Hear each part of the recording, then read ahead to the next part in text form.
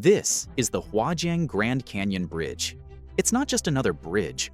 Suspended 625 meters, over 2,050 feet, above a remote river in Guizhou province in southwest China, it now holds the title of the tallest bridge ever built. That's not an exaggeration.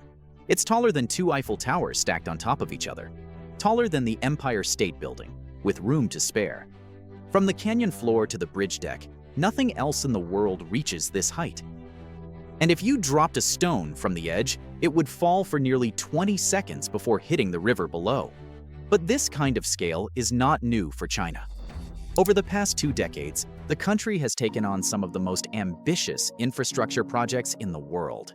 From the Beipanjiang Bridge, currently the highest in terms of vertical clearance at 565 meters, which connects remote provinces high above valleys, to the Hong Kong-Zhuhai-Macau Bridge, the longest sea crossing in the world, links 3 major cities with a network of bridges and undersea tunnels.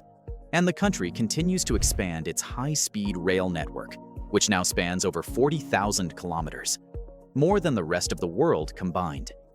China's strategy has been clear. Don't go around obstacles, build across them. The Huajiang Grand Canyon Bridge fits right into this picture. It's one more example of how China is building infrastructure in places where many other countries would hesitate. But how do you build something like this? Why here, of all places? And what's the point of building a bridge this tall, this far from any major city? Let's take a closer look at what may be the most ambitious bridge project on the planet, and why China is building it in one of its most difficult provinces. To understand the Huajiang Bridge, you have to understand the place it's being built. Guizhou is one of the most mountainous regions in China. Its landscape is full of steep cliffs, narrow valleys, and deep canyons, which makes building infrastructure a real challenge. The region has long suffered from poor connectivity. While other parts of China were expanding with expressways and high-speed trains, many towns in Guizhou remained isolated, cut off by geography. For years, people traveling between towns on either side of this gorge had to take a long detour, more than 50 kilometers on narrow, winding mountain roads, many of them only 1 lane wide. The route could take over an hour on a clear day. Add in fog, rain, or landslides, and it became dangerous and sometimes impossible. As recently as the early 2000s, large sections of the province were still classified as transport blind zones. This bridge is the clearest sign yet that those days are ending. It was not just inconvenient, it was holding back the region's development. Jobs, healthcare, education, all became harder to access simply because of geography. That's where the bridge comes in. China's central government, after decades of improving infrastructure in other parts of the country, made a decision to bring that same connectivity to Guizhou. The idea was simple: reduce travel times, connect remote communities, and improve logistics in the southwest. But the solution was not simple at all. The terrain didn't leave many options.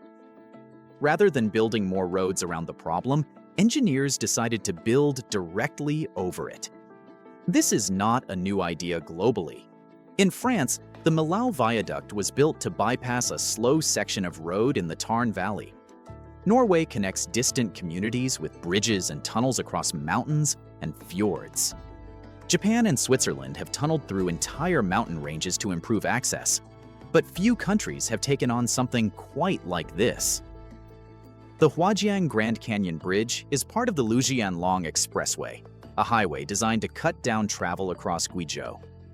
The expressway includes multiple bridges, but Huajiang stands out, not just for its scale, but for its height.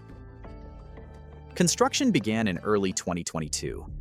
Within the first year, the foundations and access roads were in place, and by 2023, the 2 main towers were already rising from both sides of the canyon.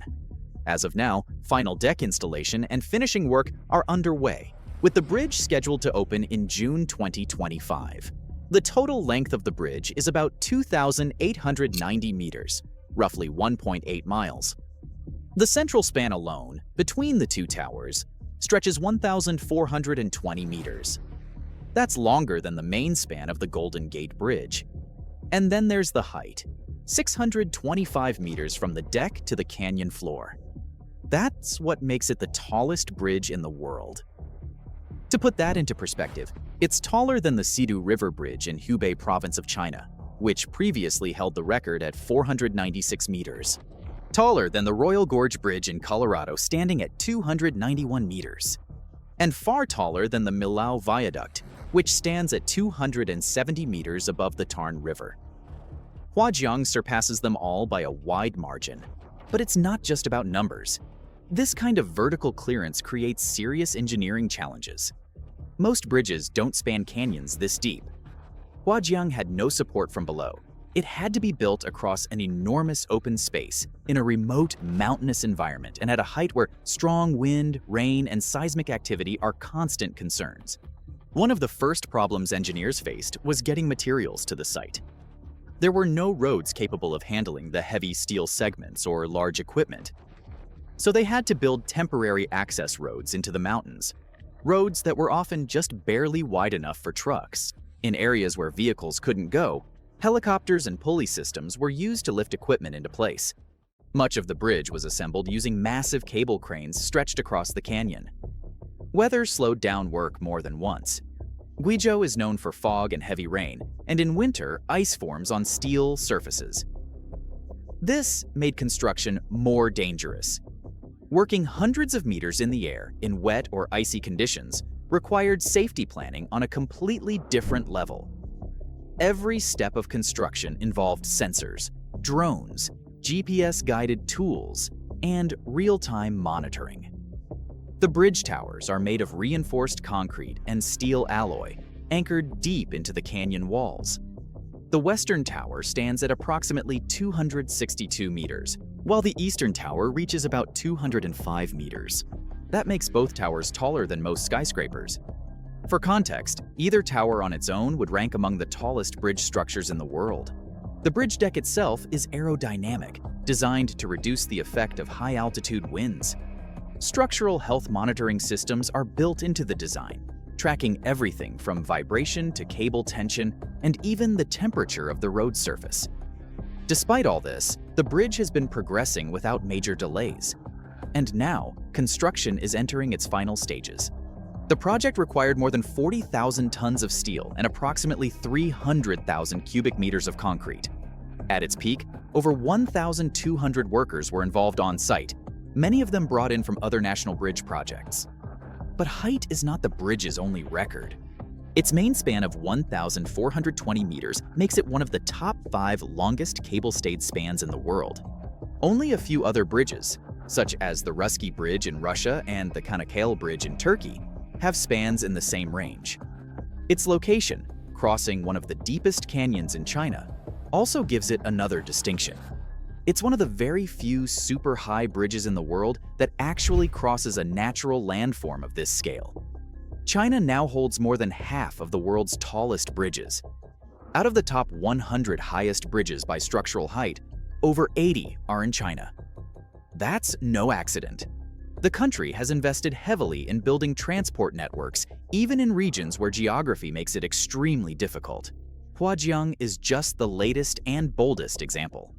While some large-scale bridges like the Çanakkale project in Turkey took more than 5 years to complete, Huajiang is on track to finish in just over 3. For a structure of this height and complexity, that's unusually fast. Although the bridge has not opened yet, its impact can already be predicted.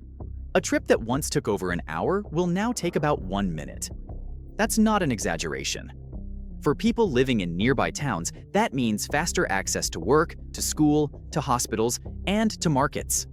Transport companies will save time and fuel. Local governments expect that logistics will improve and tourism will grow.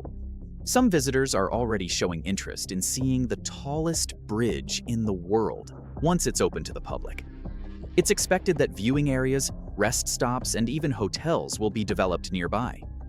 Local farmers and suppliers will have faster access to regional hubs, meaning less spoilage, more consistent deliveries, and better prices. But not all of this is guaranteed. These benefits are projections, based on models and early forecasts. The true impact will take time to measure. Years, in fact. The exact budget for the Huajiang Bridge hasn't been fully released, but estimates put it at several billion yuan, likely in the range of $300 million. For context, France's Millau Viaduct cost about $424 million in early 2000s money. Turkey's 1915 Çanakkale Bridge cost over $2.5 billion. In that sense, Huajiang's price tag sits somewhere in the middle, but its impact on the local region is arguably greater. However, maintenance will be much challenging. At this height, regular inspections can't be done with just ladders and binoculars. Drones, climbing crews, and advanced monitoring systems will all be necessary, permanently. Still, the Huajiang Bridge fits into a much larger global trend.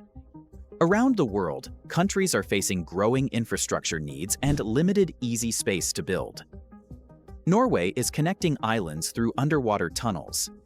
Japan built high-speed trains through earthquake zones. Switzerland has drilled through the Alps. And China is continuing to push into remote and mountainous regions by building structures like this one. The Huajiang Grand Canyon Bridge shows that elevation is no longer a reason to stop.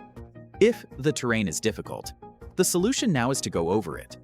For better or worse, the Huajiang Grand Canyon Bridge is now part of China's story. Another signal to the world of what the country is willing to do to connect its territory, no matter the terrain. And soon, the world will find out whether that gamble pays off. Now, over to you. Would you feel comfortable driving across a bridge that's higher than any other on Earth? Do you think projects like this are the future of infrastructure, or are they simply too risky and expensive? Let us know in the comments below. And as always, thanks for watching. See you soon in our next video.